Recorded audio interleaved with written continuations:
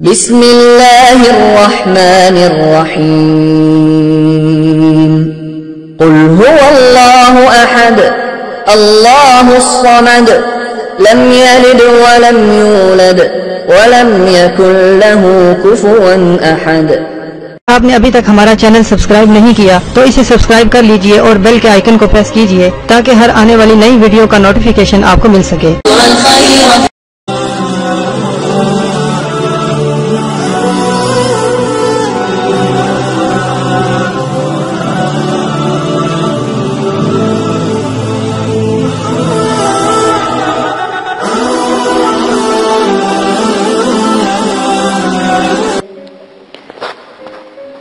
بہت ہی پیارا، بہت ہی اعلیٰ قصہ موسیٰ بن محمد بن سلیمان ہاشمی کا ہے۔ محمد بن سماک رحمت اللہ علیہ فرماتے ہیں کہ بنی امیہ کے لوگوں میں موسیٰ بن محمد بن سلیمان ہاشمی بہت ہی ناز و پردہ دار رئیس تھے۔ دل کی خواہشات کو پورا کرنے میں ہر وقت لگے رہتے تھے، کھانے میں، پینے میں، لباس میں، لہو لعب میں اور خواہش اور لذت کی ہر نوع میں اعلیٰ درجہ رکھتے تھے۔ لڑکے اور لڑکیوں میں ہر وقت مصروف رہتے، نہ ان کو کوئی غم تھا نہ ان کو کوئی فکر، اور انتہائی خوبصورت چاند کے ٹکڑے کی طرح سے تھے۔ اللہ تعالیٰ کی طرف سے نوح کی نبوت یعنی دینوی نعمت ان پر مکمل تھی۔ ان کی آمدنی 3,03,000 دینار یعنی اشرفیاں سالانہ تھی، جو ساری کی ساری اسی خواہشات کے نظر چڑھ جاتی۔ ایک اونچا بلا خانہ یعنی شراب خانہ تھا جس میں کئی کھڑکیاں اور کئی دروازے تھے جو ہر طرف کھلتے تھے، جن میں بیٹھ کر وہ رستے میں چلنے والوں کے نظارے کیا کرتے تھے، اور کئی کھڑکیاں دوسری جانب باغ کی طرف کھلتی تھیں جن میں بیٹھ کر وہ باغ کی ہوائیں کھاتا اور خوشبوئیں سونگتا۔ اور اس بلا خانے میں یعنی شراب خانے میں ایک ہاتھی کا دانت کا قبا تھا جو چاندی کی میخوں سے جڑا ہوا تھا اور سونے کا اس پر جھول لٹکا ہوا تھا۔ اس کے اندر ایک تخت تھا جس پر موتیوں کی چادر تھی، اور اس ہاشمی کے سر پر موتیوں کا جڑا ہوا امامہ تھا جسے اس کے اندر اس نے ہیرے لگوائے ہوئے تھے، اور اس قبے میں اس کے ایاز و احباب جمع تھے، دوست اور خادمات جمع تھے، عادات سے آگے پیچھے کھڑے رہنے والے خادم تھے، سامنے ناچنے گانے والیے اور قبا سے باہر مجسمے میں لگی رہتی، اور ان کے مجمع ہر وقت اس کے دروازے پر رہتے۔ جب گانا سننے کو دل چاہتا تو وہ ستار کی طرف ایک نظر اٹھاتا تو سب حاضر ہو جاتے اور گانا بجانا لگ پڑتے، اور جب بند کرنا چاہتا تو ہاتھ کے اشارے سے ان کو بند کر کہہ دیتا تو گانا بند ہو جاتا۔ رات کو ہمیشہ جب تک نیند نہ آتی تھی یہی اس کا مشغلہ تھا، یہی اس کے کام تھے۔ جب شراب کے نشے سے کی عقل جاتی رہتی، مجلس سے سب اٹھ کر چلے جاتے، جون سی لڑکی کو چاہتا پکڑتا اور رات بھر اس کے ساتھ رہتا۔ صبح کو وہ شطرنج، جوا وغیرہ میں مشغول رہتا۔ اس کے سامنے کوئی رنج و غم کی بات، کسی کی کوئی موت کی خبر کبھی کوئی نہ سناتا، اور نہ ہی اس طرح کی باتوں کا کوئی تذکرہ کرتا۔ اس کی مجلس میں ہر وقت ہنسی اور خوشی کی باتیں ہوتی، اور ہنسنے والوں کے قصے اور اس قسم کے تذکرے ہوتے۔ ہر دن نئی نئی خوشبوئیں اور زمانے کی بھرے بھرے پکوان، ہر طرح کے پکوان اس کے لیے پیش کیے جاتے، اور روزانہ اس کی جو مجلسیں تھیں اس میں خوشبوؤں کے گلدستے، پھولوں کے گلدستے وہاں پر حاضر کیے جاتے۔ اسی حالت میں اس کے 27 برس گزر گئے۔ ایک رات جب معمول اپنے قبا میں وہ بیٹھا ہوا تھا، اس وقت اس کے کان میں ایک سریلی آواز آ پڑی، اور اس کے گانے والوں کو آواز سے بالکل جدا لگی لیکن بڑی دلکش تھی۔ اس کی آواز کانوں میں پڑتے ہی اس کو بے چینی میں آ گھیرا اور اپنے گانے والیوں کو بند کروا دیا۔ قبے کی کھڑکیوں سے باہر سر نکال کر اس آواز کو سننے لگا۔ وہ آواز بجھی بجھی کان میں پڑتی تھی، کبھی کبھی بند ہو جاتی تھی۔ اپنے خدام کو یعنی اپنے خادم کو حکم دیا کہ یہ آواز جس شخص کی بھی آ رہی ہے اس کو پکڑ کے لاؤ۔ شراب کا دور چل رہا تھا۔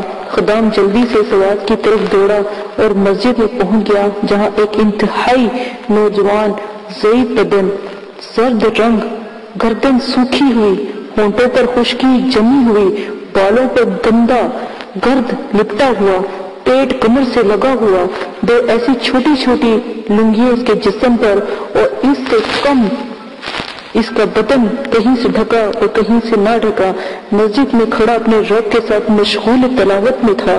یہ لوگ اس کو پکڑ کر لے گئے اور اس سے کچھ بھی نہ بتایا کہ وہ اس کو کیوں لے کر جا رہے ہیں۔ ایک دم اس کو مسجد سے نکال کر وہاں بلا خانے یعنی شراب خانے پر لے جایا گیا، اس کے سامنے پیش کیا گیا۔ حضور یہ حاضر ہے، اس کے غلام نے کہا۔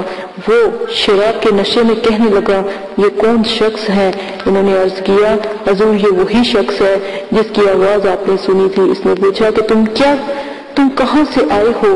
وہ کہنے لگا، میں مسجد سے آیا ہوں، میں قرآن پاک شریف پڑھ رہا تھا۔ اس رئیس نے اس فقیر سے پوچھا کہ تم کیا پڑھ رہے تھے؟ اس نے اعوذ باللہ پڑھ کر جو آیاتیں پڑھی ان کا ترجمہ یہ ہے۔ سورہ لطیف جن کا ترجمہ بے شک نیک لوگ جنت کی بڑی بڑی نعمتوں میں ہوں گے، مسحریوں پر بیٹھے ہوئے جنت کے عجائب دیکھتے ہوں گے۔ اے مخاطب، تو نے ان کے چہروں پر نعمتوں کی شادابی سرسبز محسوس کی ہوگی۔ ان کے پینے کے لیے خاص شراب جس میں مشک کی مہر لگائی اور ایسی شراب پینے کو ملے گی۔ ایک دوسرے پر حرص کرنے والوں کو ایسی ہی چیزوں میں حرص کرنا چاہیے کہ یہ نعمتیں کسی کو زیادہ ملتی ہیں اور کسی کا ملنا اعمال کی وجہ سے ہوتا ہے، اور اس لیے ان اعمالوں میں حرص کرنا چاہیے جن سے یہ نعمتیں حاصل ہوتی ہیں۔ اور اس شراب کی آمیزش کو تسلیم کرنے والا یعنی اس کی تبسم پانی کی سی ہوگی۔ شراب میں کوئی چیز ایسی نہیں ملائی جائے گی جس سے آپ کا دماغ ختم ہو جائے، آپ کا دماغ زیرو ہو جائے، آپ کے ہوش ختم ہو جائے۔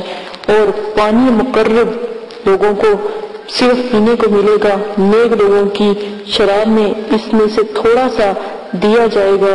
اس کے بعد اس فقیر نے کہا، ارے دھوکے میں پڑے ہوئے تیرے اس محل کو، تیرے اس بلا خانے کو، تیرے ان فروشوں کو، ان سے کیا نسبت؟ اس شراب کی ان چیزوں سے کیا نسبت؟ وہ بڑی اونچی مسیریوں پر جن پر فرش بچھے ہوئے ہیں، ان فرشوں پر بہت سی بلندیاں، بہت سی نایاب موتی ہیرے جڑے ہوئے ہیں، ان کے استر ریشم کے ہوں گے۔ سورہ رحمان۔ وہ لوگ سرسبز عجیب و غریب خوبصورت کپڑوں پر تکیہ لگائے ہوئے ہوں گے۔ سورہ رحمان رکوع نمبر 3۔ اللہ کا ولی ان مسیریوں پر دو چشموں کو دیکھے گا، دو باغوں میں جاری ہوں گے۔ الرحمن رکوع نمبر 3۔ ان دونوں باغوں میں سے ہر قسم کے میوے کی دو قسمیں ہوں گی کہ ایک ہی قسم کے میوے کے دو مزے ہوں گے۔ الرحمن رکوع نمبر 3۔ وہ میوہ نہ تو ختم ہوں گے اور نہ ان کی روک ٹوک کی جائے گی، یا مطلب کہ وہ کبھی ختم نہ ہوں گے، نہ ان کی پیداوار کبھی ختم ہوگی۔ جیسا کہ دنیا میں باغ والے باغ سے جب پھل توڑتے ہیں تو باغ پھر جو پھل دینے والے درخت ہوتے ہیں وہ ایک وقت رک جاتے ہیں۔ سورہ واقعہ رکوع نمبر 1۔ وہ لوگ پسندیدہ زندگی میں بہت سے بلند مقام پر جنت میں ہوں گے۔ سورہ الحاق رکوع نمبر 1۔ ایسی عالی مقام جنت میں ہوں گے جہاں کوئی لغوات نہ سنیں گے، یعنی غلط باتیں نہ سنیں گے۔ ان میں سے بہتے ہوئے چشمے ہوں گے اور ان میں اونچے اونچے تخت بچھے ہوں گے اور ان کے آگے آب خورے رکھے ہوں گے اور ایسے تکیہ لگے ہوئے گدے ہوں گے اور بہت ہی آرام دہ قالین بچھے ہوں گے، ہر طرف قالین پھیلے ہوں گے، جہاں چاہیں بیٹھیں، ساری جگہ صدر نشین ہوگی، غاشیہ وہ لوگ سایہ اور چشموں میں رہتے ہوں گے۔ اس کے جنت کے پھل ہمیشہ رہنے والے ہوں گے، کبھی نہ ختم ہونے والے ہوں گے، اس کا سایہ ہمیشہ رہنے والا ہوگا۔ یہ تو انجام ہے متقی لوگوں کا، یہ تو انجام ہے متقی لوگوں کا، اور کافروں کا انجام دوزخ ہے۔ رعد آیت رکوع نمبر 5۔ وہ کیسی سخت آگ ہوگی، اللہ تعالیٰ ہی محفوظ رکھے۔ بے شک مجرم لوگ جہنم کے عذاب میں ہمیشہ رہیں گے، وہ عذاب کس وقت بھی ان سے آ ملے گا، ان کو ہلا کر رکھ دے گا، وہ لوگ ان میں مایوس پڑے ہوں گے۔ بے شک مرحوم لوگ یعنی کہ ان چیزوں سے گمراہی میں جو دبے ہوں گے، گمراہی کے اندر حد سے زیادہ گزر چکے ہوں گے، حمایت کے جنون میں پڑے ہوں گے، ان کو اپنی حماقتوں اس دن معلوم ہوں گے جب ان کے منہ کے بل ان کو گھسیٹ کر جہنم میں پھینک دیا جائے گا، اور ان سے کہا جائے گا کہ دوزخ کی آگ لگنے کا، اس میں جلنے کا، اس میں تڑپنے کا، اس میں پگھلنے کا مزہ چکھو۔ وہ لوگ آگ میں کھولتے ہوئے پانی میں اور کالے دھوئیں کے سائے میں بیٹھے ہوں گے۔ مجرم لوگ یعنی کہ اللہ کو یاد نہ کرنے والے لوگ اس بات کی تمنا کریں گے کہ ان کے اوپر سے ایک دن کے لیے عذاب جو ہے چھوٹ جائے۔ اس دن کے عذاب سے بچو، اس دن کے عذاب سے چھوٹنے کے لیے اپنے بیٹے کو، بیوی کو، بھائی کو اور سارے کنبے کو جن میں وہ رہتا تھا اور تمام روئے زمین کے آدمی کو اپنے فدیے میں دے دے گا، اپنے ہدیے میں دے دے گا کہ کسی طرح یہ عذاب سے بچ جائے، اس کا عذاب کم ہو جائے، لیکن یہ ہرگز نہ ہوگا۔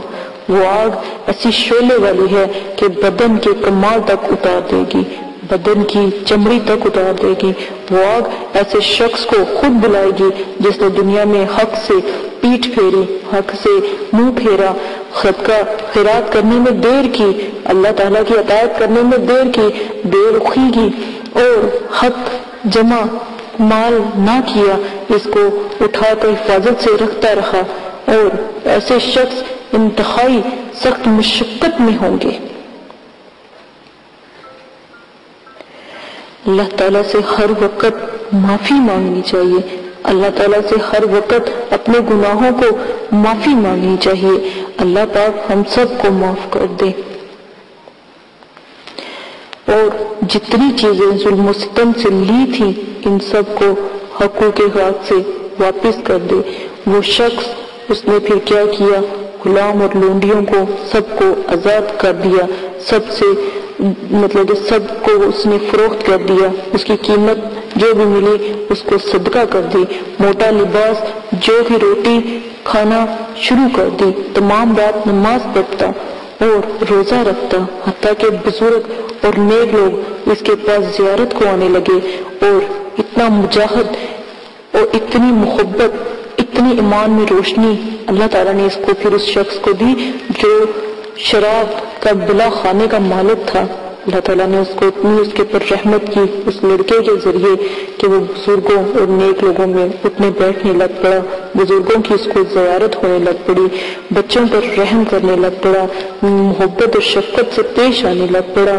اللہ تعالیٰ جس کو چاہتا ہے اپنی طرف موڑ لیتا ہے، جس کو چاہتا ہے اپنی راہ دکھا دیتا ہے۔ میرا رب ہم سب کو معاف کرے، میرا رب ہم سب کے خطاؤں کو معاف کرے۔ بہت سے لوگ ہیں جو ابھی تک دنیا کی آڑ میں اٹے پڑے ہیں، دنیا کی عیش و عشرت میں لگے پڑے ہیں۔ اللہ تعالیٰ ہم سب کو ہدایت دے، اللہ پاک ہم سب کی مشکلوں کو آسان کرے، اللہ پاک ایسا کبھی ہم پر وقت نہ لائے جس میں ہمیں اتنی تکلیف، اتنی پریشانی اور ہمارے لیے دوزخ لکھ دے۔ اسی واقعے کے ساتھ اجازت چاہتی ہوں، اپنا بہت زیادہ خیال رکھیے گا، دعاؤں میں یاد رکھیے گا۔ اللہ پاک ہم سب کو نماز پڑھنے کی توفیق عطا فرمائے، قرآن پاک پڑھنے کی توفیق عطا فرمائے۔ اجازت دیں، اپنا خیال رکھیے گا، اللہ حافظ۔ اعوذ باللہ من الشیطان الرجیم، بسم اللہ الرحمن الرحیم۔ میرے پیارے بہنوں اور بھائیوں، امید کرتی ہوں کہ آپ سب خیریت سے ہوں گے۔ آج جو میں آپ کے ساتھ ایک قصہ پیش کرنے جا رہی ہوں، بہت ہی بلند ہے، ایمان کو روشن کرنے والا قصہ ہے۔ امید کرتی ہوں کہ آپ کو یہ قصہ بہت پسند آیا ہوگا، جو میں نے پہلے بھی آپ کو پیش کیا ہے۔ اور جب میں آپ کو قصہ سنانے جا رہی ہوں، ایک باندی یعنی کہ ایک غلام، ایک لڑکی کا قصہ ہے۔ حضرت مالک بن دینار رحمت اللہ علیہ ایک مرتبہ بصرہ کی گلیوں میں جا رہے تھے۔ راستے میں ایک باندی اپنے جل و جلال یعنی بہت عالی شان